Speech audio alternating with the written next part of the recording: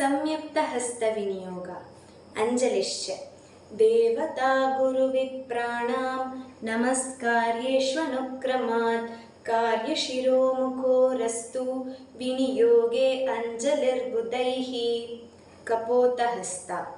प्रणामे गुरुसंभाषे विनयाङ्गीकृतेष्वयं कर्कटहस्ता समूहागमने तुण्डदर्शने शङ्खपूरणे अङ्गानामोटने शाको नमने च नियुज्यते स्वस्तिकस्तथा संयोगेन स्वस्तिकाख्यो मकरे विनियुज्यते डोलाहस्ता नाट्यारम्भे प्रयोक्तव्य इति नाट्यविदो विदुः पुष्पपुटहस्ता नीराजनाविधौ वारिफलादिग्रहणेऽपि च सन्ध्यायामर्घ्यदाने च मन्त्रपुष्पे च युज्यते उत्सङ्गहस्ता आलिङ्गने च लज्जायाम् अङ्गदादिप्रदर्शने बालानां शिक्षणे चायम् उत्सङ्गो युज्यते करः शिवलिङ्गहस्ता विनियोगस्तु तस्यैव शिवलिङ्गस्य दर्शने कटकावर्धनश्चैव पट्टाभिषेके पूजायां विवाहादिषु युज्यते कर्तरी स्वस्तिकस्तथा शाखासु चादृशिखरे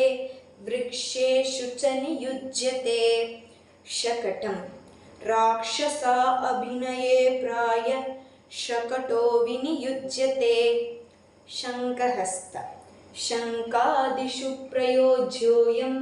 इत्याहुर्भरतादयः चक्रहस्ता चक्रहस्तसविज्ञेय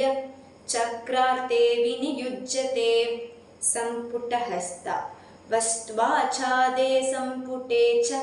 सम्पुटकर ईरितः पाशहस्ता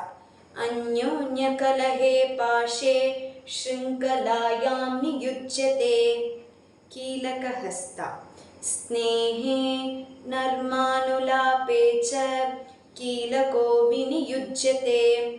मत्स्यहस्ता एतस्य विनियोगस्तु सम्मतो मत्स्यदर्शने कूर्महस्ता कूर्महस्तसविज्ञेय कूर्मार्थे विनियुज्यते वराहहस्ता एतस्य विनियोगस्यात् वराहार्थप्रदर्शने गरुडहस्ता गरुडहस्त इत्याहुर्गरुडार्थे नियुज्यते नागबन्धहस्ता एतस्य विनियोगस्तु नागबन्धे हि सम्मतः कट्वहस्ता कट्वाहस्तो भवेदेष कट्वाशिविकयो स्मृतः